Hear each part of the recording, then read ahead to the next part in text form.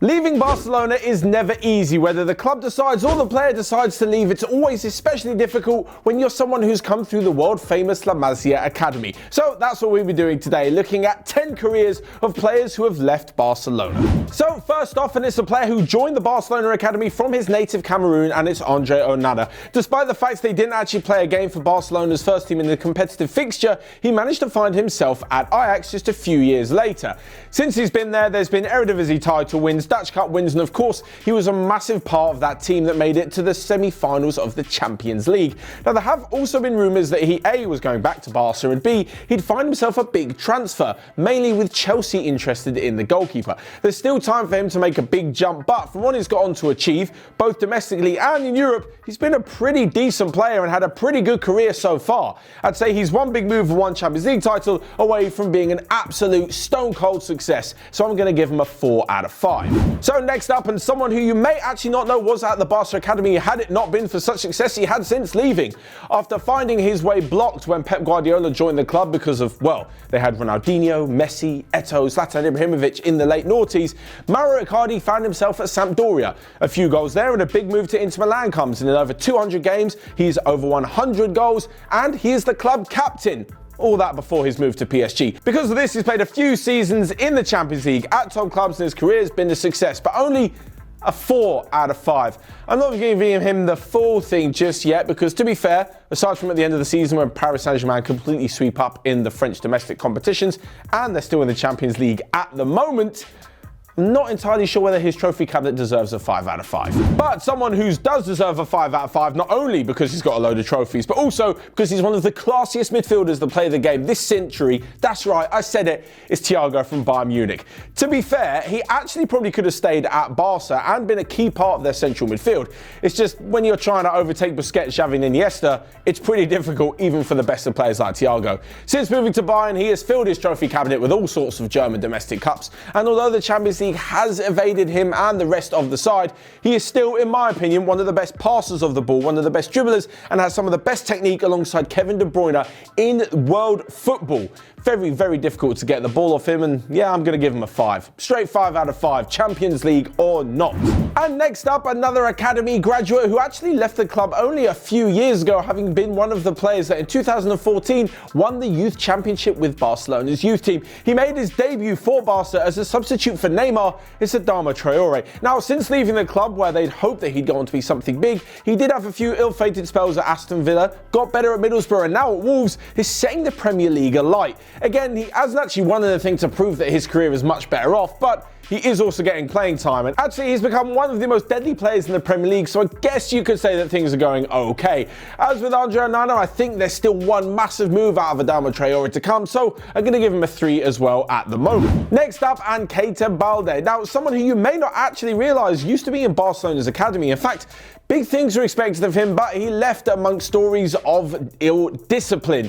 Not exactly the kind of thing you want to be showing at La Masia or getting your career off to a start with. Anyway, he found himself at Lazio doing pretty well, then a move to Monaco didn't go so well, and then a move to Inter Milan, and really things have gone downhill for Keita. I'm not saying he's an absolutely terrible player. He could be one run of form away from, another move, maybe if he finds his footballing feet again somewhere else. But at the moment, I'm going to have to stick him with 2. 2 out of 5 may seem harsh, but trust me, there's a worse one on this list. Anyway, moving on to the next player, and it's Alex Grimaldo. And basically, he's kind of going along the same sort of career path as Jordi Alba. Both left backs, both slight of frame, but both brilliant in running up and down the left wing. Jordi Alba left the Barcelona's academy, found his way through Valencia and a few other clubs, back at the new camp, and the same thing could be happening to Grimaldo. Now, he was at the club for quite a while and left 21 years old, having not broken into the first team because of Alba. From there, he moved to Benfica, and much like with Andre Onana, he's found domestic success aplenty. Benfica, one of the top sides in Brazil, and he's picked up a fair bit of silverware with the club.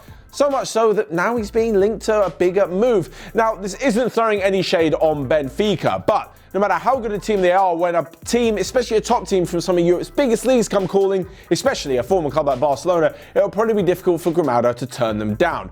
Having said this, he probably hasn't had too much experience in the Champions League, apart from the odd season here and there with Benfica, so I'm actually going to give him a 3. I still think he can go on and improve though. Next up, and someone who had a head-to-head with one of his best friends in the academy, it's Pepe Reina, who was fighting Victor Valdez for that #1 spot. In fact, when Barcelona were eliminated from the UEFA Cup back in 2001, Pepe Reina was the goalkeeper. Despite this though, Victor Valdez then went on to become an absolute legend at the club, and Pepe Reina, well, he had to find his own path, which he did. There's trophies at Liverpool, there was trophies at Napoli, Bayern Munich, and although he's fighting a relegation with Aston Villa at the moment, on the international stage he was part of the squads which won back-to-back European Championships with Spain, and of course a World Cup in between. You can really say that there's nothing, apart from the Champions League, that Pepe Reina hasn't won over such a distinguished career. In fact, I'm going to give him the full 5. He's just been brilliant for club and country and seems like a top guy as well. Next up, and someone that's definitely going to divide opinion, it's Hector Bellerin. Now, he left Barcelona for Arsenal age 16, much like Cesc Fabregas did. And talking of Fabregas, well, he went on for a rather successful career. Hector Bellerin, though, I'm not so sure. Now, don't get me wrong, he could be an unbelievable player. He's got all the pace and all the attacking ability to make him one of the deadliest right-backs in Europe. It's defensively where he lacks ever so little. On top of this, there's also been injury worries which have really blighted his career, and despite the fact he's been at Arsenal for almost 9 or 10 years, he's actually only played 150 games. I say only 150, but when you're looking at about 15 a season, that's not exactly what you'd think from a consistent right-back. Of course, as I mentioned, injuries are to blame, but he's maybe not at the top of Europe where he expected to be, or where many expected to be, when he had his first few seasons. Of course, from coming such a young age into the first team, it's difficult to forget that he's still only 25 years old. So I'm going to give him a 3 in the hopes that he goes on and proves himself to be a 4 or a 5 by winning many more things at Arsenal. He does, of course, have a few FA Cups to his name already. Next up, and it's an absolute stinker and the worst one on the list, and apologies if you're watching on the off chance you are, Bojan, it's 1 out of 5. I mean, yeah, to be fair to him, he has over 100 games at Barcelona, but since leaving, it's just not really gone right. There was the move to Stoke and then a hell of a load of loan moves away elsewhere, and now he finds himself in Canada with Montreal Impact. Think it's fair to say maybe the hype was just a little bit too much. Of course, he'll have all those trophies and memories, so good on him, but since leaving Barcelona, I'm going to give it a 1 out of 5. Damn, I hope he's not watching. And lastly but not least, Gerard Deulofeu. Now, it always seems like Barcelona could just call him back at any stage and just bring him back to the club. There always seems to be some sort of buyback clause. I mean, there was loans to Everton, then permanently at Everton, and then a loan to AC Milan, then a loan to Watford, then back to Barca, and then Watford bought him permanently.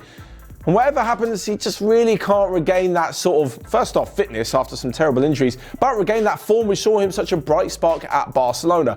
Don't get me wrong, I'm sure he'll have a pretty good career, but no offence to Watford, it will seem to be in the mid-table in the Premier League. I'm not so sure he'll go on to be a top player earning top trophies, so I'm going to finish with giving Deulofeu 2 out of 5. Now, you may think those are extremely harsh, or you may think I'm overrating a few players massively, of course. Let me know your thoughts down in the comment section below. What would you have given to all of these players through 1 through 5? Whilst you're there, you can also smash the like button and click here or here to check out all of the other videos we've got going on Onefootball. But until next time, I'll see you guys later.